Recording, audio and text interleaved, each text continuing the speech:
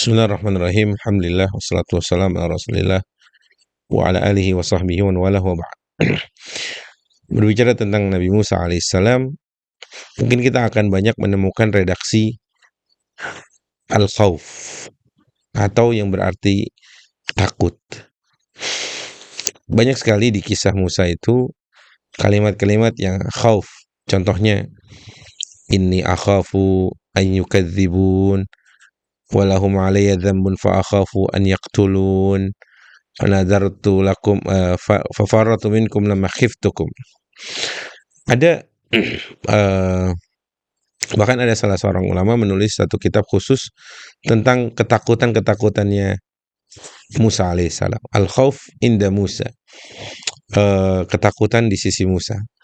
Nah teman-teman, Musa alaihissalam sebagaimana manusia yang memiliki perasaan, maka Nabiullah Musa alaihissalam juga memiliki rasa takut. Tapi bedakan antara rasa takut dengan rasa pengecut, gitu ya.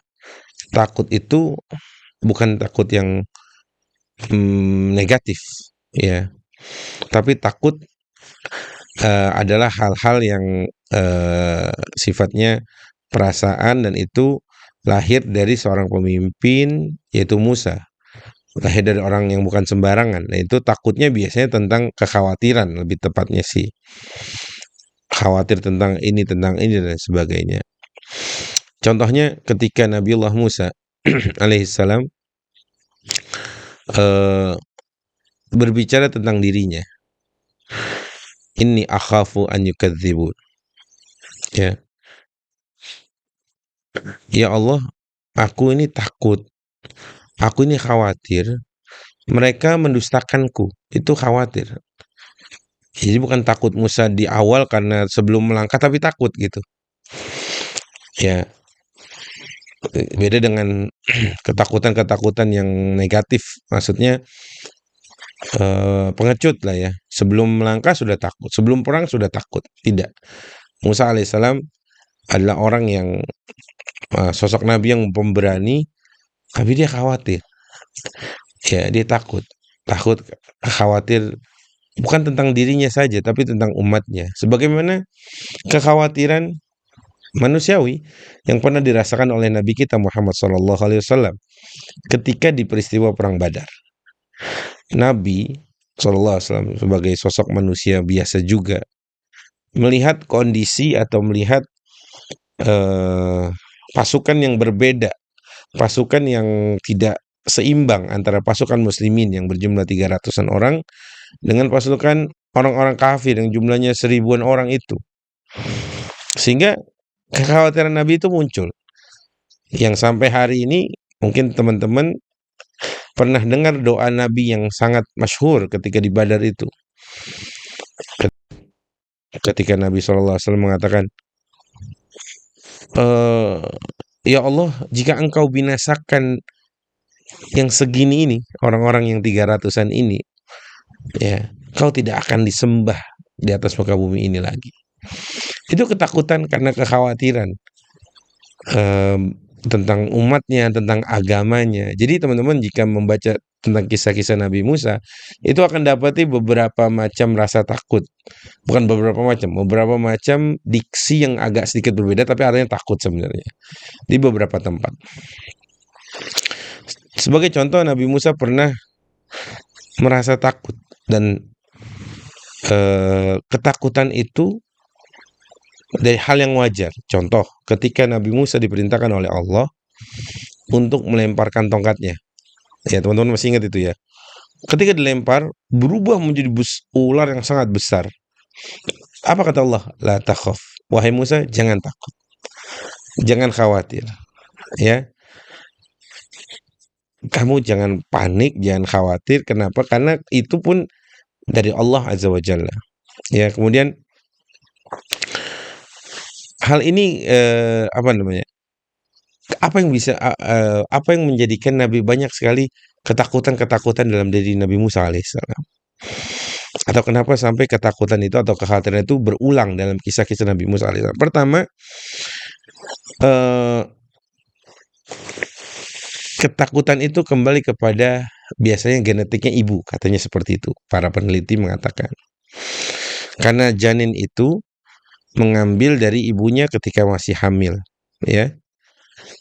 Dan kondisi ibunya Nabi Musa ketika sedang hamil tuh khawatir. Kenapa? Karena kalau lahir dan ini bayi laki-laki dibunuh sama Firaun. Ya. Bahkan yang teman-teman mungkin di episode awal-awal saya sudah jelaskan tentang ya Nabi Musa, ibunda Nabi Musa itu takut, khawatir, tapi Allah menenangkan. Allah bilang la takhafi wa la tahzani. Kamu jangan takut, kamu jangan khawatir, kamu jangan sedih.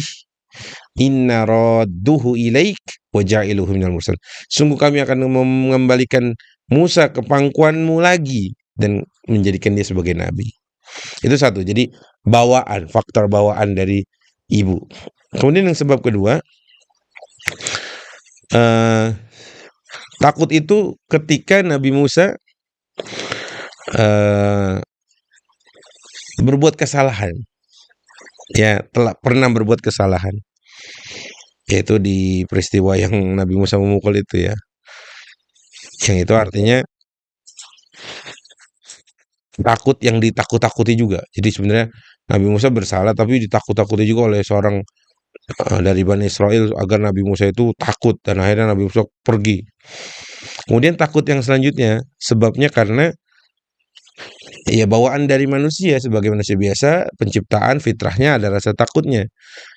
Kenapa? Karena ya manusia biasa lah. Nabi Musa juga adalah manusia yang seperti kita, punya perasaan tadi saya katakan di awal. Tapi takut yang dilarang, takut yang terhina itu bukan seperti takutnya Nabi Musa. Takut yang terhina itu contoh. Takut ketika kita lebih takut jabatan kita hilang. Lebih takut sama bos, sama atasan, sama manusia gitu ya. Sehingga takutnya itu mencederai takutnya kepada Allah. Ya. Orang hari ini mungkin lebih takut aibnya terbuka di sisi manusia, padahal dia tahu ada Allah yang Maha melihat. Dia khawatir. Nah, itu juga termasuk takut yang gak boleh. Makanya ketakutan yang timbul dari diri Nabi Musa itu tentang kekhawatiran yang lebih. Ya, kekhawatiran tentang umatnya, dan itu hal yang wajar.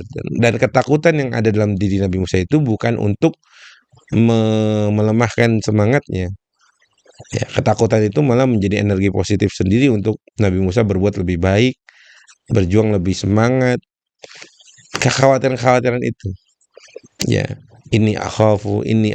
Sebagaimana nabi-nabi, beberapa nabi pun punya kekhawatiran. Contohnya Nabi Ibrahim alaihissalam pernah mengkhawatirkan ayahnya.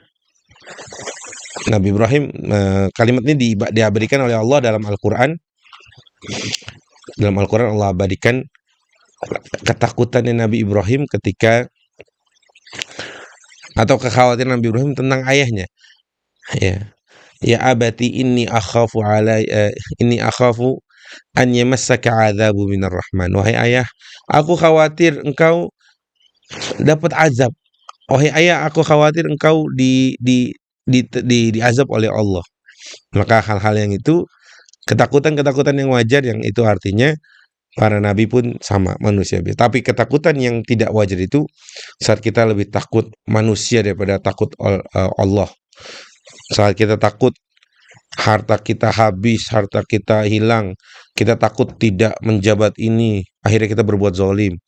Kita takut nggak terpilih menjadi ketua atau kepala ini, akhirnya kita berbuat zalim dan berbuat yang tidak. Itu artinya ketakutan-ketakutan yang tidak diperbolehkan.